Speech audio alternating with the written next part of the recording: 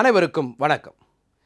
இப்படிப்பட்ட மனிதர்களும் இருப்பார்களா என்று சில நேரங்களில் நாம் நினைக்கும் அளவிற்கு செயல்களை யாராவது அரங்கேற்றுவார்கள். அதாவது நாட்டையே அச்சுறுத்துகிற அளவிற்கு கொலை செயலை செய்தவர்களை பார்த்து நாம் அப்படி கேட்பதுண்டு. ஆனால் நாம் அப்படி கேட்கும் ஆட்களை மிஞ்சிய செயல்களை செய்யக்கூடிய ஆட்களும் இன்று இருக்கிறார்கள்.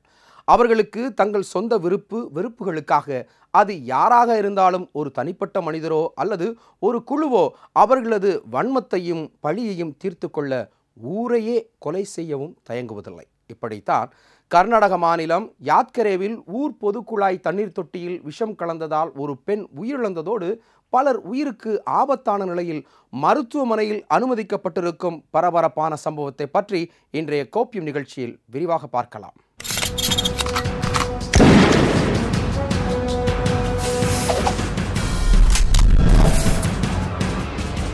குடிநீர் தொட்டியில் விஷம் வைத்து ஊர் மக்களை கொலை செய்ய முயன்ற அநியாயம்.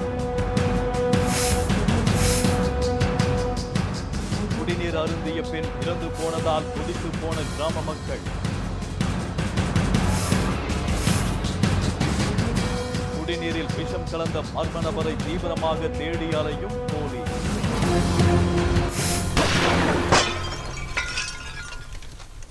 சினிமாவில்தான் ஒருவர் தவறான நபராகவும் அவர் ஊரையே கொல்ல கோவில் பிரசாதத்திலும் ஊர் பொது கிணற்றிலும் விஷம் கலந்து பலரை சாகடிப்பது போன்றும் காட்சிகள் சித்தரித்து வைப்பார்கள்.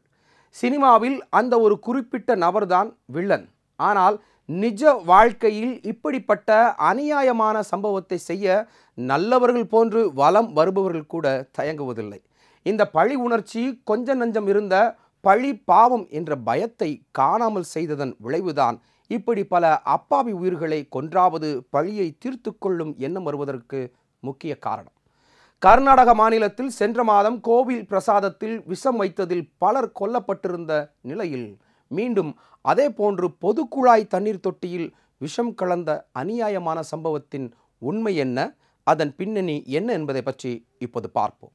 பொதுவாக என்னதான் ஜென்ம பகை என்றாலும் ஒருவரது அன்னத்தில் விஷம் வைப்பதை விட கொடிய பாவம் வேறில்லை என்பார்கள்.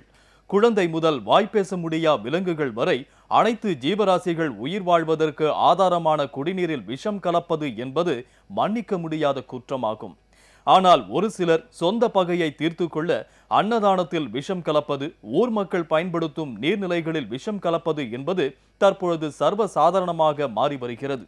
இப்படித்தான் கர்நாடக மாநிலத்தில் சமீபத்தில் கோயில் பிரசாதத்தில் விஷம் கலந்த பரபரப்பு அடங்குவதற்குள்ளாக தற்பொழுது ஒரு கிராமத்தில் குடிநீரில் விஷம் கலந்ததால் பெண் ஒருவர் உயிரிழந்த பயங்கர சம்பவத்தை பற்றி இப்பொழுது பார்ப்போம். கர்நாடகாவின் யாத்கீர் மாவட்டம் ஊனசகி தாலுகா அருகே உள்ள முதனூர் கிராமத்தில் குடிநீர் டேங்க் உள்ளது. இந்த டேங்கில் இருந்து ஷகபுரா, தெக்கள்ளி கிராமங்களுக்கு குடிநீர் விநியோகிக்கப்படுகிறது. இதற்காக கிணற்றில் குடிநீர் குழாய் பொருத்தப்பட்டு இதன் மூலம் அருகில் உள்ள தொட்டிக்கு நீர் நிரப்பப்படுகிறது. பின்னர் அங்கிருந்து குழாய் மூலம் முதனூர் கிராம மக்கள் தண்ணீர் எடுத்துச் செல்வது வழக்கம். இந்த நிலையில் அந்த கிராமத்தை சேர்ந்த கவுன்சிலர் மகனின் தாயான கொன்னம்மா இரவு வீட்டு குழாயில் வந்த தண்ணீரை பிடித்து வைத்ததுடன் தாகமாக இருந்ததால் கொஞ்சம் நீரை குடித்திருக்கிறார். அப்போது தண்ணீரில் வித்தியாசமான வாடை வீசியிருக்கிறது. வழக்கமாக குடிநீரில் கலக்கும் மருந்தை அதிக அளவில் கலந்துவிட்டதாக மகனிடம் கூறிக்கொண்டே மீண்டும் நீரை அருந்தியிருக்கிறார். ஆனால் அந்த தண்ணீரை குடித்த சில நிமிடங்களில் கொன்னம்மா திடீரென்று வாந்தி மற்றும் வயிற்று வலியால் துடித்ததுடன் சில நிமிடத்திலேயே இரத்த வாந்தியும் எடுத்திருக்கிறார். இதை பார்த்து அதிர்ச்சியடைந்த மௌனேஷ் தனது தாயை அருகில் உள்ள அரசு மருத்துவமனையில் அனுமதித்தார். அங்கு அவருக்கு டாக்டர்கள் தீவிர சிகிச்சை அளித்தனர். இதற்கிடையே முதனூறு கிராமத்தை சேர்ந்த சுரேஷ், தாயம்மா உள்ளிட்ட 4 பேருக்கும் வாந்தி மற்றும் வயிற்று வலி ஏற்பட்டது. அவர்களும் சம்பவத்தன்று இரவு குழாயில் வந்த தண்ணீரை பிடித்து குடித்திருந்ததும் விசாரணையில் தெரிய வந்தது. இதையடுத்து அவர்கள் 4 பேரும் அரசு மருத்துவமனையில் அனுமதிக்கப்பட்டனர். அங்கு அவர்களுக்கு தீவிர சிகிச்சை அளிக்கப்பட்டு வருகிறது. முதல்ல அந்த தண்ணியை குடிச்சவங்க வாந்தி எடுத்திருக்காங்க. வாந்தி எடுத்தோன்னா திருப்பியும் தண்ணியை குடிச்சிருக்காங்க. அதில் விஷம் கலந்துருக்குன்னு தெரியல அவங்களுக்கு. அதனால் இன்னும் அதிகமாக வாந்தி எடுத்திருக்காங்க. அப்புறம் தண்ணீரை வாங்கி மூந்து பார்த்தப்ப தான் ஏதோ ஒரு வாடை அடிச்சுது. இப்படியெல்லாம் பண்ணுறது ரொம்ப அநியாயம். இந்த தண்ணியை குடித்தவங்கெல்லாம் என்ன பாவம் செஞ்சாங்க? குடிக்கிற தண்ணியில் விஷம் கலந்துருக்காங்க. அந்த தண்ணியை எங்கள் அம்மா குடித்ததால தான் இறந்தாங்க. ஆஸ்பத்திரிக்கு கூட்டிகிட்டு போகிற வழியில் பாதியிலேயே இறந்துட்டாங்க. விஷம் கலந்தது யாருன்னு தெரியல. நமது ஊரில் அரசு மருத்துவமனைகள் மிக சிறப்பாக செயல்பட்டாலும் பெரும்பாலான நேரங்களில், அதுவும் ஊரகப்புறங்களில் சில முக்கியமான அவசரமான காலகட்டங்களில் மருத்துவம் பார்க்க வசதி இல்லாத சூழல் நிலவுகிறது. இதனால் அவர்கள் பல கிலோமீட்டர் தள்ளி உள்ள நகரங்களில் உள்ள மருத்துவமனைகளுக்கோ அல்லது மாவட்ட மருத்துவமனைகளுக்கோ கொண்டு செல்ல வேண்டிய அவல நிலையில் இருக்கிறார்கள். இப்படி உயிருக்கு ஆபத்தான நிலையில் இருக்கும் நபர் கொண்டு செல்லும் வழியிலேயே பரிதாபமாக உயிரிழந்த சம்பவங்கள் ஏராளம் நமக்கு தெரியும். எப்படி அரசு ஆரம்ப சுகாதார நிலையங்கள் மூலம் பல உயிர்களை காப்பாற்றி வருகிறதோ, அதே போல அரசு ஒரு குறிப்பிட்ட தூரத்தை கணக்கில் கொண்டு பலரும் பயன்பெறும் வகையில் மருத்துவமனைகளை அமைக்க வேண்டும். விஷம் கலக்கப்பட்ட தண்ணீரை குடித்த அனைவரும் அருகே இருந்த அரசு மருத்துவமனையில் சிகிச்சை பெற்று வந்த நிலையில் கொன்னம்மா என்பவரின் உடல்நிலை மோசமானதை அடுத்து என்ன நடவடிக்கை எடுத்தார்கள் என்பதை பற்றி இப்போது பார்க்கலாம்.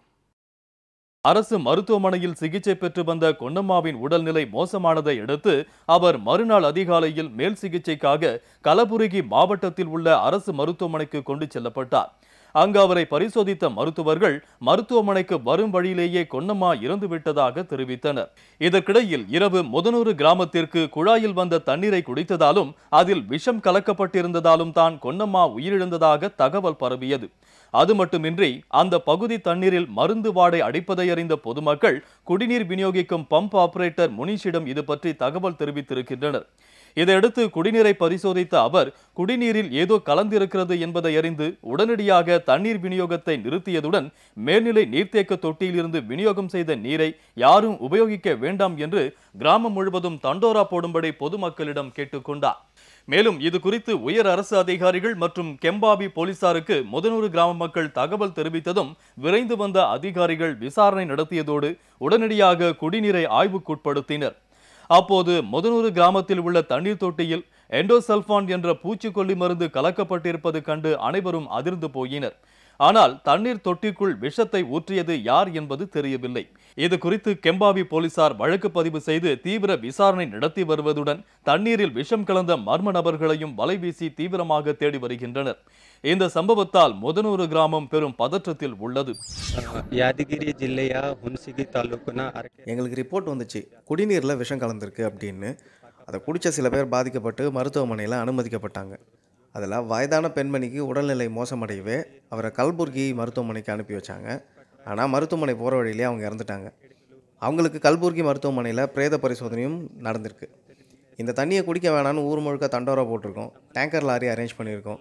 பாதிக்கப்பட்டவங்க நிலைமை இப்போ பரவாயில்லை. தண்ணியை டெஸ்ட்டுக்கு அனுப்பினோம். எஃப்ஐஆர் ஆல்ரெடி பதிவாயிருக்கு. லேப் ரிப்போர்ட் வந்ததுக்கப்புறம் அதையும் சேர்த்து குற்றவாளிகளை கண்டுபிடிச்சு நடவடிக்கை எடுப்போம். ಬೆಳಗ್ಗೆ ನಾನು ಮತ್ತು ಡಿಸಿ ಜೊತೆಗೆ ಸ್ಪಾಟ್ಗೆ ನಾವು ಹೋಗಿದ್ವಿ.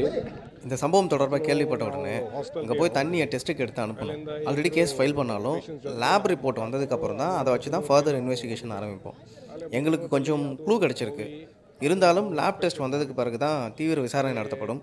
நாங்கள் இது வரைக்கும் யாரையும் அரெஸ்ட் பண்ணலை. எந்த பிரச்சனை என்றாலும் அரசு நடவடிக்கை எடுக்கவில்லை, அதிகாரிகள் வர தாமதமாகியது என கூறி உடனே சாலை மறியல், போக்குவரத்து முடக்கம், போராட்டம் என பொதுமக்கள் ஆரம்பிப்பதே வேலையாக வைத்திருக்கிறார்கள். கிட்டத்தட்ட இது நம் தேசிய வியாதியாகவே மாறியிருக்கிறது. ஒரு சம்பவம் நடந்து அதை பற்றிய தகவல் கிடைத்து அதிகாரிகள் வந்து பாதிப்படைந்தோரை மீட்டு நடவடிக்கை எடுக்கும் முன் நாமே அதற்குரிய வேலைகளை செய்ய வேண்டும். அதேபோல் எந்த சம்பவத்திலும் ஒருவர் மீது பழியை போட்டு அவரை தாக்குவதும் எளிது.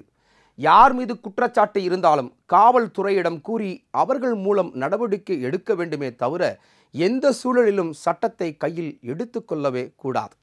குடிநீரில் விஷம் கலந்த சம்பவத்தில் பாதிப்படைந்த மக்கள் சாலையில் முட்களை வைத்து போக்குவரத்தை முடக்கி சாலை மறியலிலும் ஈடுபட்ட பரபரப்பான சம்பவத்தை இப்பொழுது பார்ப்போம். பஞ்சாயத்தின் அலட்சியமே இந்த சம்பவத்திற்கு காரணம் என கூறி கோபமடைந்த கிராமத்தினர் பஞ்சாயத்து அபிவிருத்தி அதிகாரி சித்தராமப்பாவை தாக்க முயற்சித்ததால் அப்பகுதியில் பெரும் பதற்ற நிலை உருவானது. மேலும் சாலையிலேயே முட்களை வைத்து போக்குவரத்தை முடக்கி சாலை மறியலிலும் ஈடுபட்டனர்.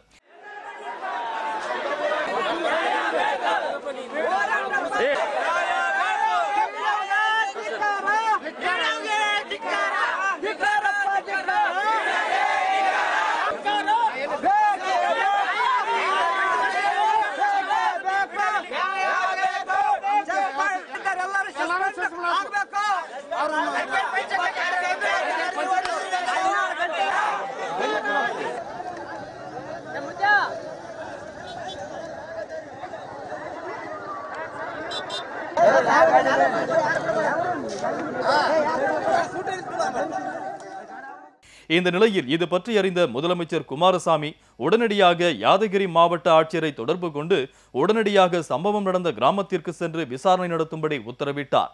அது மட்டுமல்லாமல் இது குறித்து அறிக்கை ஒன்றை தாக்கல் செய்ய வேண்டும் என்றும் தவறு செய்தவர்கள் யாராக இருந்தாலும் அத்தகையவர்கள் மீது கடும் நடவடிக்கை எடுக்க வேண்டும் என்றும் முதலமைச்சர் குமாரசாமி யாதகிரி மாவட்ட ஆட்சியர் மற்றும் போலீசாருக்கு உத்தரவிட்டிருக்கிறார்.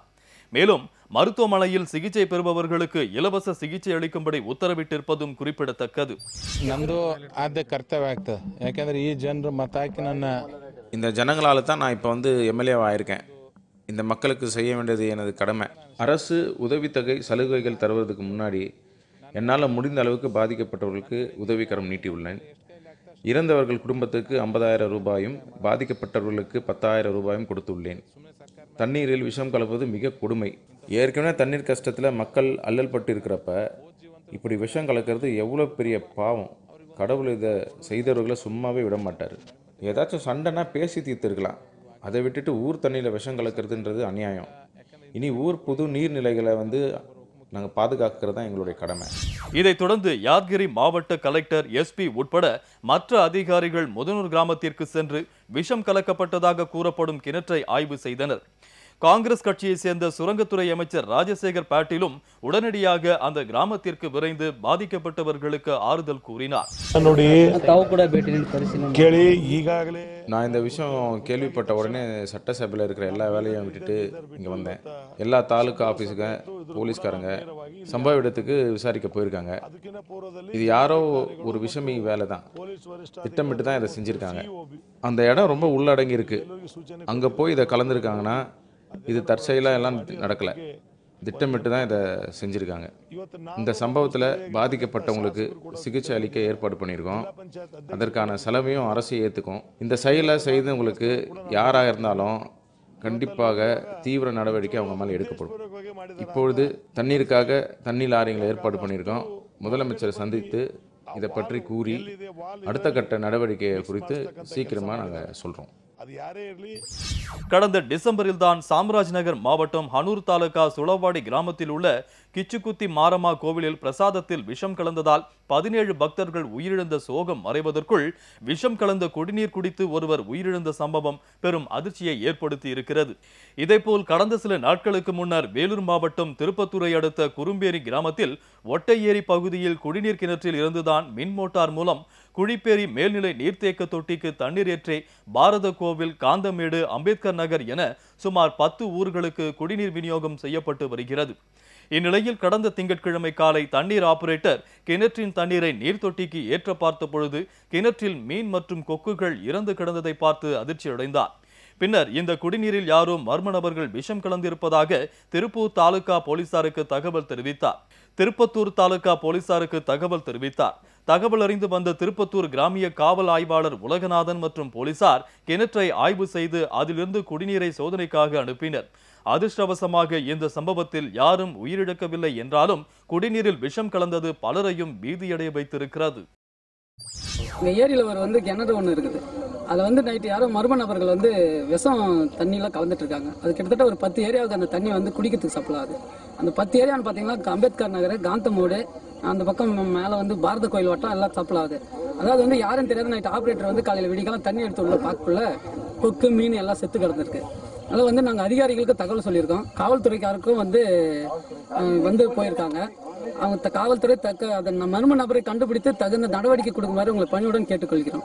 இந்த கொலை செய்யும் பழிவாங்கும் உணர்வுகள் மனிதனுக்குள் இருக்கும் இயல்பான குணங்களாக நாம் வரலாறு முழுக்க பார்த்திருந்தாலும் அவற்றை கைவிட்டு தவறுகளை எல்லாம் திருத்திக் கொண்டு வாழ்வதுதான் நாகரிகமடைந்த சமூகத்திற்கான முக்கிய அடையாளம். ஆனால் நாம் கொலைகளுக்கான காரணத்தை மட்டுமே மாற்றிக் கொண்டுள்ளோமே தவிர பழிவாங்கும் உணர்வுகளை அல்ல என்பதைத்தான் இப்படிப்பட்ட சம்பவங்கள் நம் கண்முன் உணர்த்துகிறது. மேலும் நாம் இன்னும் மோசமாக மனிதத்தன்மையற்றவர்களாகவும் மாறி வருகிறோம். யாரையோ எதற்கோ எதற்காகவோ பழிவாங்க இன்று பலர் பாதிக்கப்பட்டு உயிருக்கும் போராடும் நிலைக்கு தள்ளப்பட்டிருக்கிறார்கள். இந்த குற்றவாளிகளை விரைவாக கண்டுபிடிப்பது மட்டுமல்ல, எவ்வளவு பெரிய ஆளாக இருந்தாலும் சரி இவர்களுக்கு அதிகபட்ச தண்டனையை வாங்கித்தர வேண்டியது காவல்துறை மற்றும் அரசின் முக்கிய கடமை. அப்போதுதான் பொதுமக்களின் உயிரை துச்சமாக நினைக்கும் ஆட்களுக்கு அது ஒரு எச்சரிக்கை மணியாக அமையும். மனித உயிர்கள் விற்பனைக்கு அல்ல. மீண்டும் மற்றொரு கோப்பியம் நிகழ்ச்சியில் சந்திக்கும் வரை உங்களிடமிருந்து விடைபெறுவது அருள் கேப்ரியல் மற்றும் கோப்பியம் குழுவினர். நன்றி, வணக்கம்.